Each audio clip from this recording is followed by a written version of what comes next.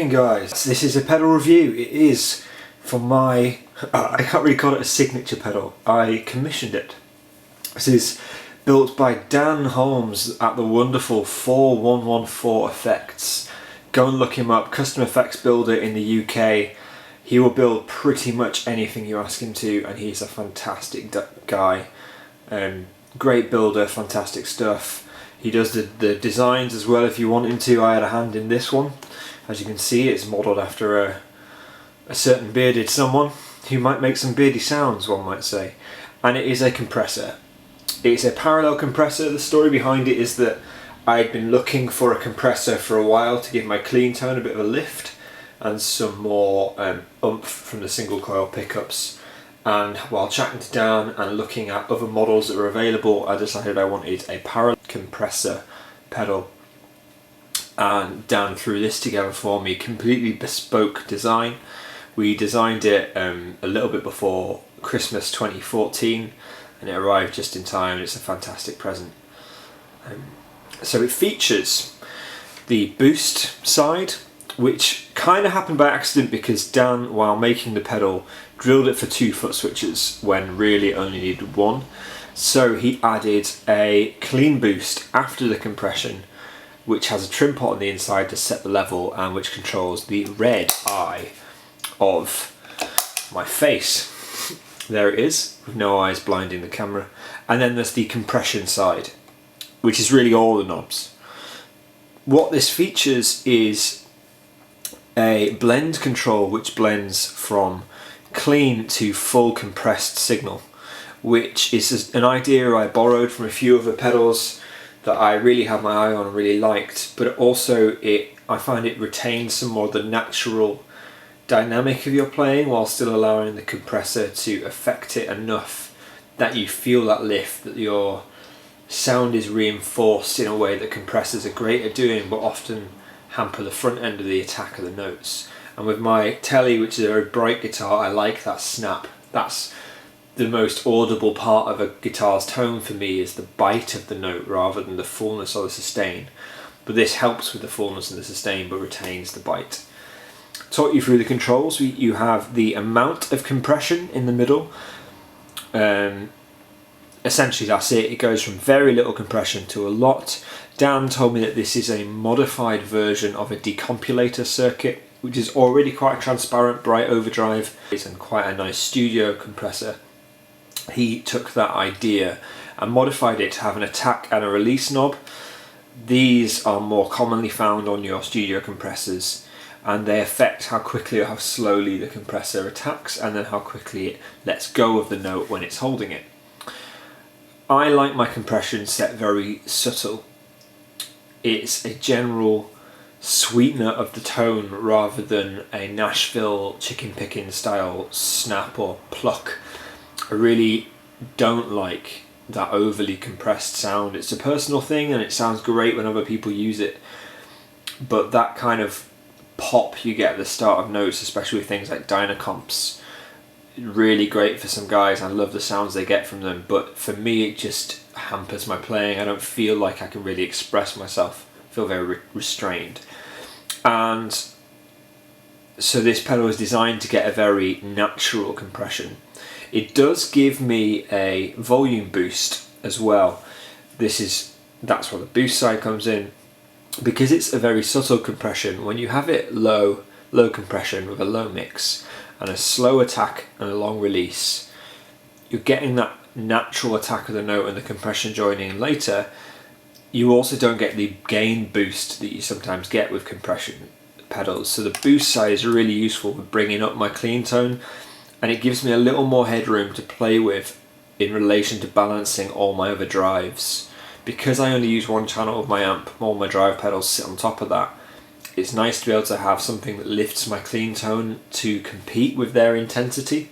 That's what I find this does. So I'm going to turn these back on. There are its 2 eyes for the different sides, the different personalities of that face. I designed the design along with Dan actually, one just sat sketching away. The Trim-Thing I just think fits the idea of a compressor trimming down the hair of your sound and focusing really on the core of it. so that was just what I went with here. And of course I'm a fairly beardy bloke, so that was there. I love this colour green, like this kind of seafoam approach. I also really like paisley, so that's where these got thrown in for the designs. I'll show you how I have it set, and just to give you an idea, let me turn these off for now. Here is the reference clean tone on the neck pickup of my telly with 51 no-caster pickups from the Fender Custom Shop.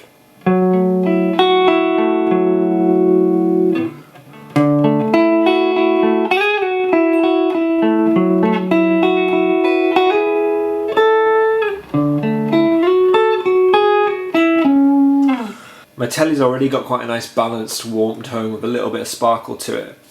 But when you turn these on, obviously you'll hear a volume boost. That's just the way I've got it set to complement the other pedals on my board. But you'll also hear a fuller sound.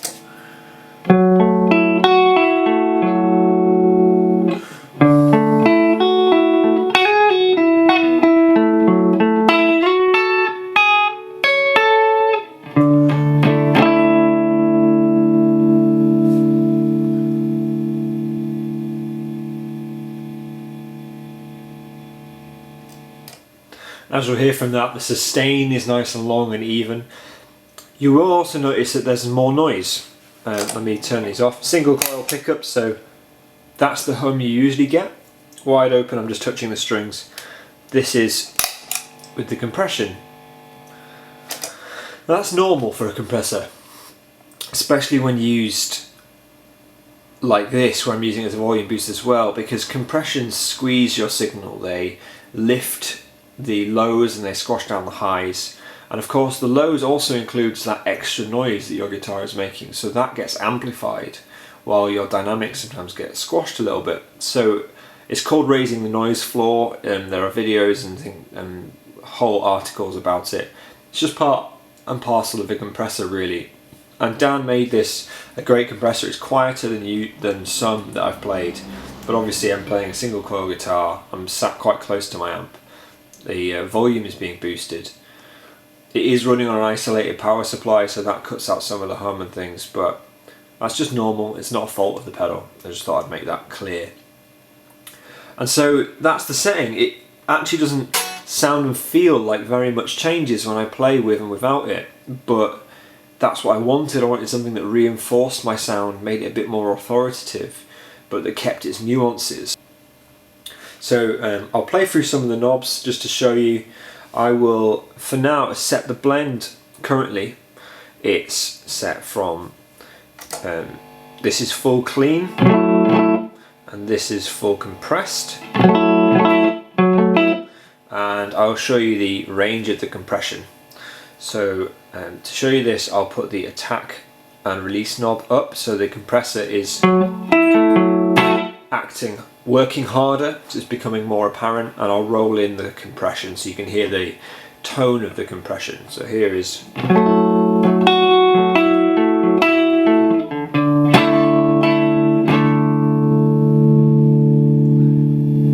I'll compensate with the volume as we go.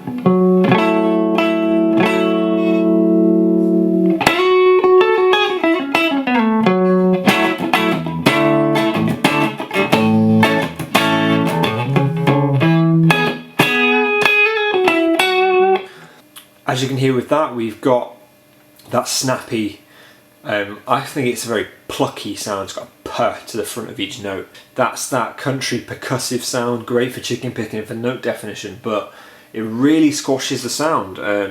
It makes playing easy, but I don't think it sounds natural. So I tend to steer away from these. But just to show you what this is capable of for full squash, I'll turn the compression knob up. I'll limit the volume to equalize for those, and this is just full compression all the way.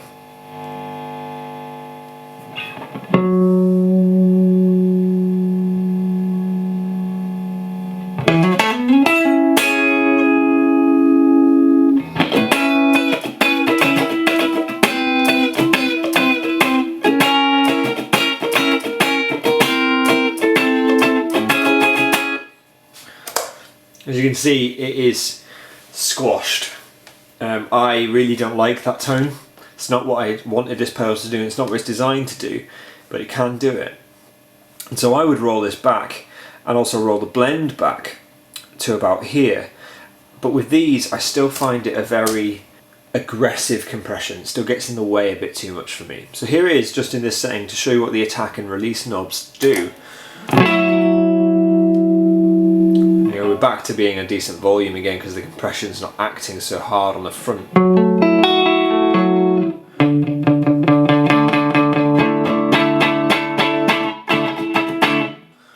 As you can hear, it's not doing a huge amount. It's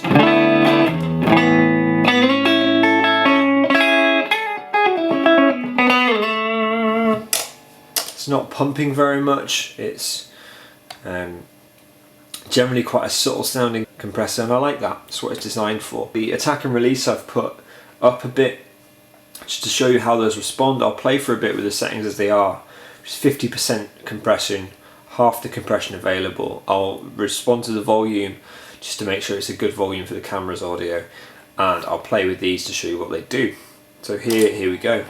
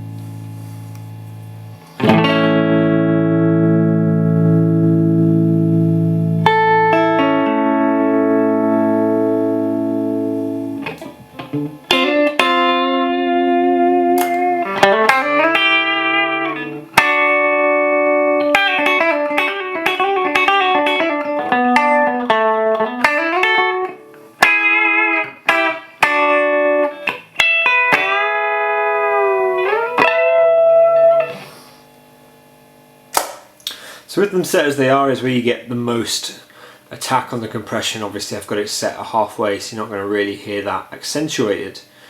But with them rolled back, it lets the natural attack of the notes through. And the release lets the sustain kind of fade along with the original note, but holding it a little longer, so it's not going to let go of the note quite so fast. And I like that. For me, this is designed to enhance the character of my guitar without adding any artifacts I really don't like about compression. What I mean by artifacts is the elements of their sound that is for some people characteristic of a compressor and show that it's working, but there are ways around that, and that for me is the parallel blend approach. So when I roll these back to where they were, boost the volume a little, you'll hear the difference in the pickups responding to the compressor, because it's going to compress the bridge pickup more because it's a slightly higher output pickup, pokier, and I like that. I don't want it to inhibit the natural dynamic that I play with, so you're not going to hear everything become monodimensional in its dynamic range, but it just has a reinforcement and a slight headroom decrease that means that your playing, my playing at least, feels more uniform. I'm hopefully not using this to cover up bad playing. I want it to show my mistakes so I can learn from them, but I also want to reinforce my playing with some really great tone. So here we are on the neck pickup. I'll flick between the options, you can hear it, and then I'll just play a little bit more using it as a boost, which I sometimes do in front of drive pedals. Show you some of that. So here it is, my settings again.